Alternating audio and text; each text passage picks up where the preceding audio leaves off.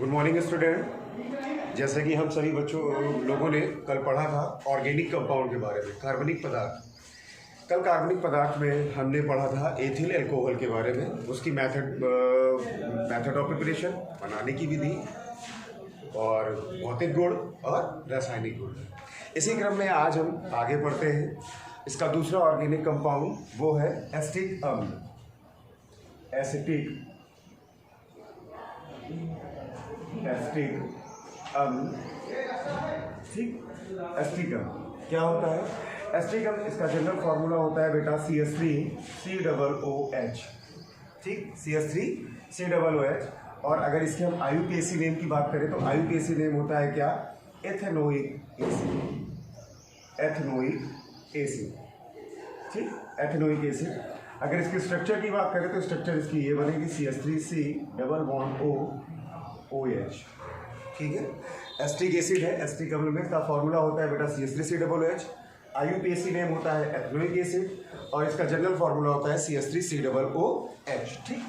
चलिए, जैसे हमने कल आपको बताया था कि बिल्कुल वैसे ही इसमें भी पहले हम पढ़ेंगे क्या? मेथड ऑफ प्रिपरेशन या बनाने की विधि। Methods of preparation, method of preparation, ठीक है। सबसे पहले आइए हम पढ़ते हैं बनाने की विधि। तो जो आपका एसिटिक एसिड है, बनाने के एसिटिक एसिड के जो मेथड ऑफ प्रिपरेशन है उसके लिए हम कई पढ़ते हैं। तो चलिए सबसे पहले हम स्टार्ट करते हैं एथिल अल्कोहल से, ठीक है। फ्रॉम एथिल अल्कोहल, ठीक। एथिल हिंदी में भी देख लीजिए, एथिल अल्कोहल से। तो क्या करते हैं? एथिल अल्कोहल, देखिए बेटा क्या करेंगे कि हम जो एथिल अल्कोहल होता है, एथिल अल्कोहल को पोटेशियम डाइक्रोमेट के अम्लीय विलयन में ऑक्सीकरण करने पर हमें क्या प्राप्त होता है? Acetic acid. देख लीजिए कैसे, CH3CH2OH, ये आपका एथिल अल्कोहल हुआ, ठीक है बेटा। इसका हमने ऑक्सीडेशन किया, ऑक्सीकरण किया, इसकी प्रेजेंस में K2Cr2O7 प्लस H2SO4, ठीक है। तो जब इसकी प्रेजेंस में करते हैं तो सबसे पहले इसमें से वाटर निकलता है, ये चेंज हो जाता है किसमें? एसिटल्डिहाइड में। इसमें चेंज होगा बेटा एसिटल्डिहाइड में, और फिर इसी एसिटल्डिहाइड का हम क्या करेंगे? फिर से ऑक्सीडेशन करेंगे, इसकी प्रेजेंस में वही K2Cr2O7 प्लस H2SO4, तो हमें मिल जाएगा एसिटिक एसिड CH3COOH। क्लियर हुआ? कहने का मतलब क्या है कि सबसे पहले एथिल अल्कोहल का ऑक्सीकरण हम K2Cr2O7 प्लस H2SO4 के साथ कराते हैं तो आपको एसिटल्डिहाइड प्राप्त होता है। क्या उत्तर मिलता है बेटा? एसिटल्डिहाइड। ये एसिटल्डिहाइड मिलता है और ये आपका क्या हो जाता है? ये आपका होता है एसिटिक एसिड। ये आपका होगा बेटा एसिटिक एसिड और ये आपका है K2Cr2O7 का अम्लीय विलयन, ठीक है बेटा। कोई दिक्कत इसमें? चलिए दूसरा देखिए, from methyl cyanide, methyl cyanide से, मेथिल साइनाइड से। तो मेथिल साइनाइड का फॉर्मूला क्या होता है बेटा? CH3CN, ठीक है। मेथिल यानी CH3, साइनाइड के लिए हम क्या यूज करते हैं? CN। तो जो मेथिल साइनाइड होता है, मेथिल साइनाइड के जलीय विलयन की अभिक्रिया जो है हम किसी अम्ल से कराते हैं। कहने का मतलब क्या है कि मेथिल साइनाइड यानी CH3CN, इसका हमको जल अपघटन करना है H2O और ये आपका साथ में HCl, ठीक है बेटा। कहने का मतलब क्या हुआ कि यानी आपका मेथिल साइनाइड को जब तरल अम्ल के साथ जल अपघटन करते हैं तो हमें क्या मिलेगा? तो हमें मिलता है एसिटिक एसिड। तो अब हमें एसिटिक एसिड बनाना है तो एसिटिक एसिड यानी CH3COOH प्लस साथ में क्या निकलेगा? बोलिए बेटा क्या निकल सकता है? अब उसके बाद निकलेगा NH4Cl, अमोनियम क्लोराइड, ठीक बेटा। तो ये आपका है क्या? ये आपका हो गया मेथिल साइनाइड और ये आपका है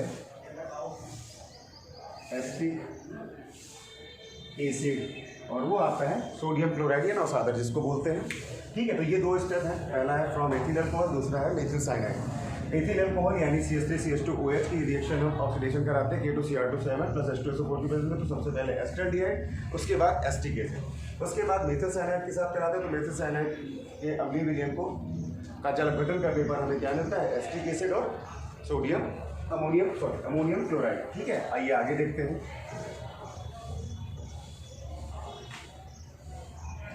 चलिए, इसके बाद जो बेटा है अगली है, जो हम लोग अगर देखा जाए तो अगली जो है थर्ड, वो है from ethyl acetate, from ethyl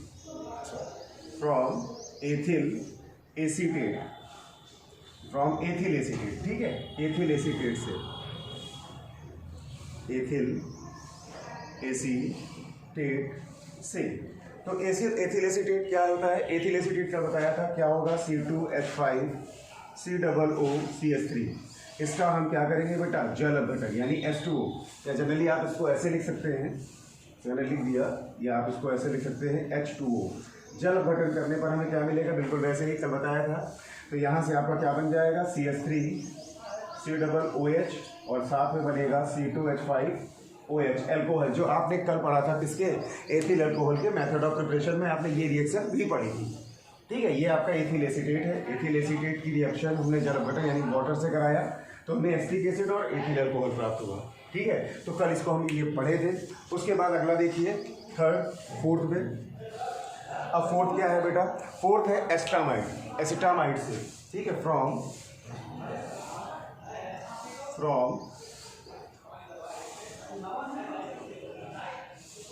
acetamide,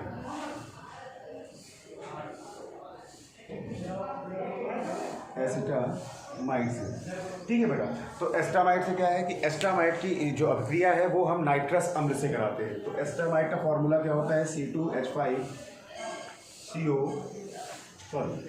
एस्टामाइड है ना, इसका फॉर्मूला होता है CH3CONH2 प्लस नाइट्रस अम्ल HNO2। इसकी रिएक्शन हम कराएंगे आपस में, तो हमें मिलता क्या है, हमें मिलेगा CH3COOH एसिड और साथ में N2 गैस और उसके साथ H2O। ठीक, ये आपका निकलेगा। तो ये आप देख लीजिए एक बार फिर से, एस्टामाइड में क्या करते हैं, ये आपका एसिटामाइड है, एसिटामाइड, और ये आपका है नाइट्रस अम्ल, नाइट्रस एसिड। ठीक है, तो देखिए क्या किया गया कि एस्टामाइड की रिएक्शन हमने नाइट्रस अम्ल से कराई, नाइट्रस एसिड से कराया, तो एस्टिक एसिड N2 यानी नाइट्रोजन गैस और साथ में क्या निकली, वाटर निकलता है। ठीक है, तो ये इसकी जनरल मेथड है। अब लेकिन अब आइए हम पढ़ते हैं इसका जो औद्योगिक विधि यानी इंडस्ट्रियल मेथड है। इंडस्ट्रियल मेथड क्या होता है, देख लीजिए, इसको मैं देता हूँ। देखिए इसका जो इंडस्ट्रियल मेथड है, इंडस्ट्रियल मेथड क्या है, देखिए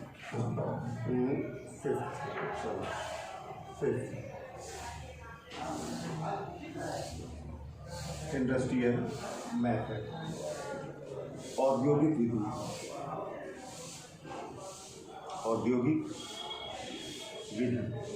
तो इंडस्ट्रियल मेथड क्या है बेटा, देख लीजिए। इंडस्ट्रियल मेथड एथिल अल्कोहल के किण्वन से, एथिल अल्कोहल का जब हम फ्रेगमेंटेशन कराते हैं, किण्वन कराते हैं, तो हमें क्या मिलता है, एस्टिक एसिड मिलता है। तो कैसे होता है, देखिए C2H5OH। ठीक है, और इसकी रिएक्शन हम O2 से कराते हैं, और ये जो रिएक्शन होती है वो होती है माइकोडर्मा एसिटी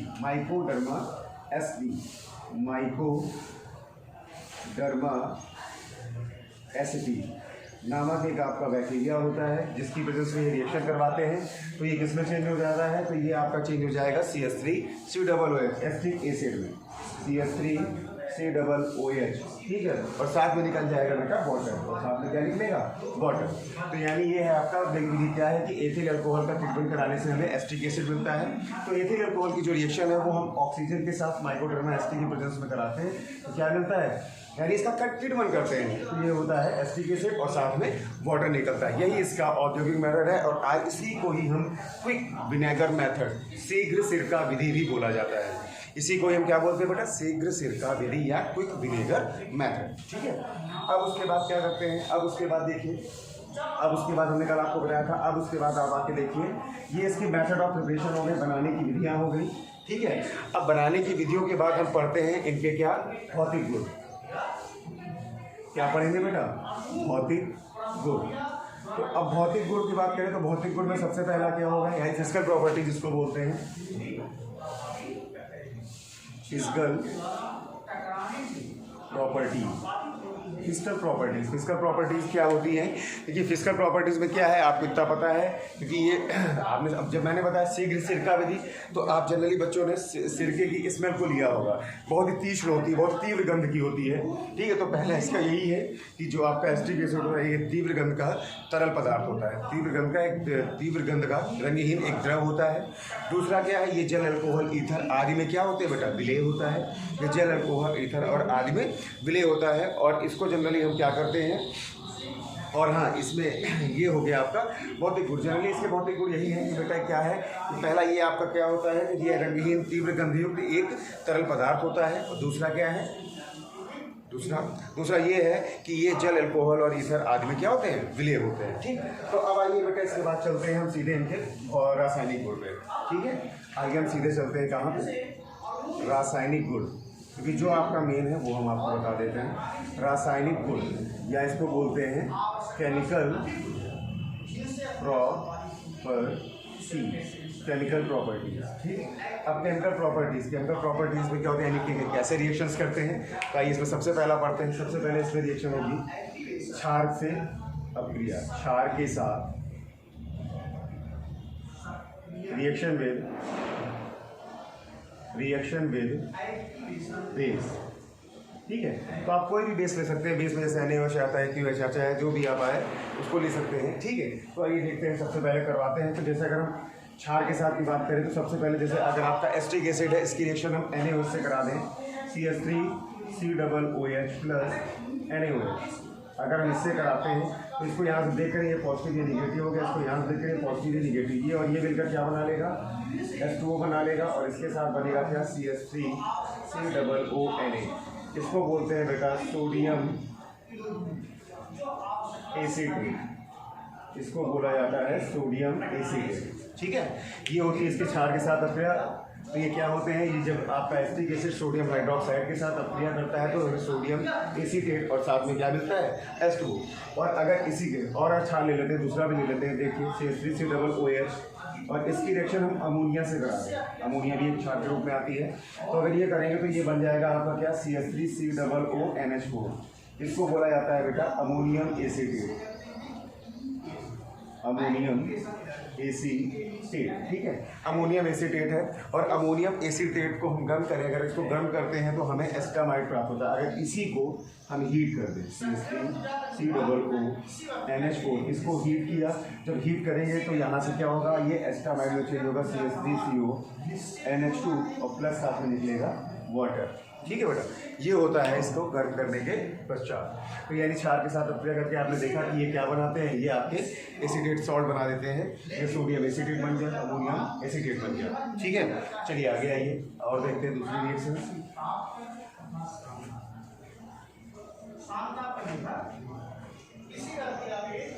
चलिए दूसरी देखिए बेटा। दूसरी बिल्कुल वैसे ही है, एस्टरीकरण या एस्टरीफिकेशन। अगर इस रिएक्शन की बात करें तो क्या बोलते हैं इसको? एस्टरीफिकेशन, या इसको बोला जाता है एस्टरीकरण, ठीक है। एस्टरीकरण का मतलब क्या होता है कि इसमें फॉर्मेशन होता है एस्टर का। जैसे कि कल हमने पढ़ा था कि वही क्या है कि एसिटिक एसिड की रिएक्शन अगर हम एथिल अल्कोहल से कराएं तो हमें एस्टर प्राप्त होता है। देखिए CH3COOH प्लस C2H5OH, अगर ये दोनों रिएक्शन आपस में कराएं तो हमें क्या मिलेगा? एस्टर मिलेगा। यानी हमें क्या मिल जाएगा? CH3COO, C2H5 और साथ में मिलेगा प्लस H2O। यही आपका क्या हो जाता है? यही आपका होता है एथिल एसीटेट। क्या होता है बेटा? एथिल एसीटेट, यही एस्टर होता है, ठीक है। तो यही आपका क्या बन जाएगा? कोई दिक्कत इसमें? चलिए आगे आइए, अगला देखिए बेटा। अगर हम अगली बात करें तो इसकी अगली रिएक्शन होती है हैलोजनीकरण। हैलोजनीकरण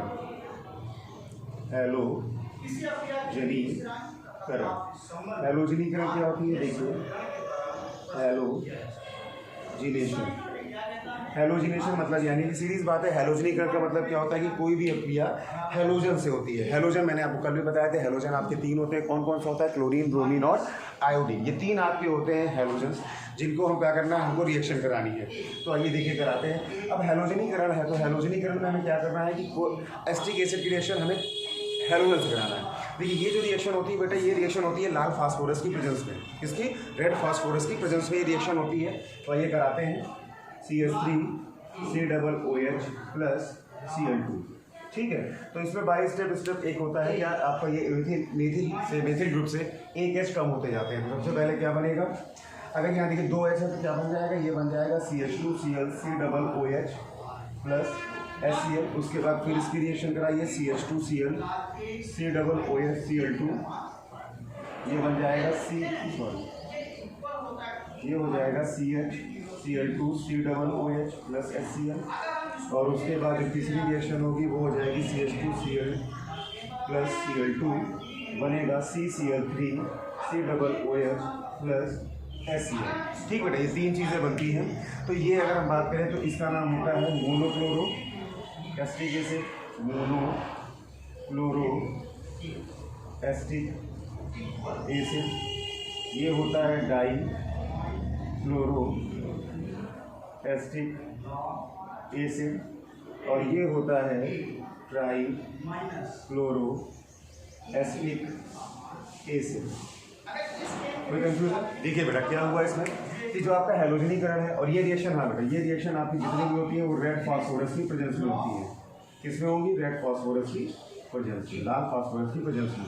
तो क्या होता है कि एसिटिक एसिड की रिएक्शन जब क्लोरीन से कराते हैं तो हमें मोनोक्लोरो एसिटिक एसिड, फिर उसी मोनोक्लोरो एसिटिक एसिड की रिएक्शन Cl2 से कराते हैं तो हमें डाइक्लोरो, और डाइक्लोरो की जब कराते हैं तो हमें ट्राइक्लोरो एसिटिक एसिड प्राप्त होते हैं। ठीक है बेटा, चलिए उसके बाद अगली आई है। अब अगली देखिए रिएक्शन क्या है।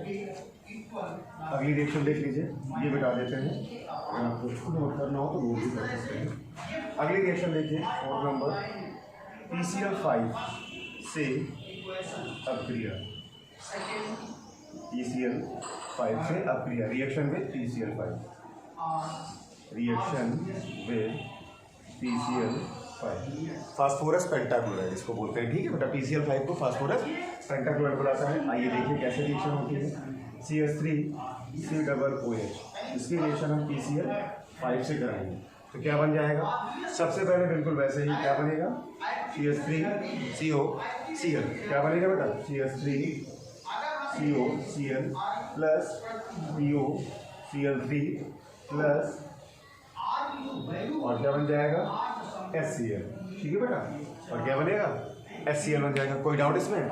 ये आपका है एसिटिल क्लोराइड, ये आपका POCl3 फास्फोरिक क्लोराइड, और ये आपका HCl हाइड्रोजन क्लोराइड। कोई दिक्कत इसमें? ठीक है बेटा, तो ये आपका होगी, ये आपकी कौन कौन सी हेलोजनेशन होगी, उसके बाद PCl5 से क्रिया करा दी। और अगर इस अब बेटा टाइम थोड़ा कम होने की वजह से इसके आगे की जो रिएक्शंस हैं वो हम आपको कल बता देंगे। Thank you. और इस सबको आप अपनी कॉपी में नोट कर लीजिएगा। अगर कोई दिक्कत है, कोई भी प्रॉब्लम आती है तो आप मुझसे कंसल्ट कर लीजिएगा। ठीक है, थैंक यू क्लास।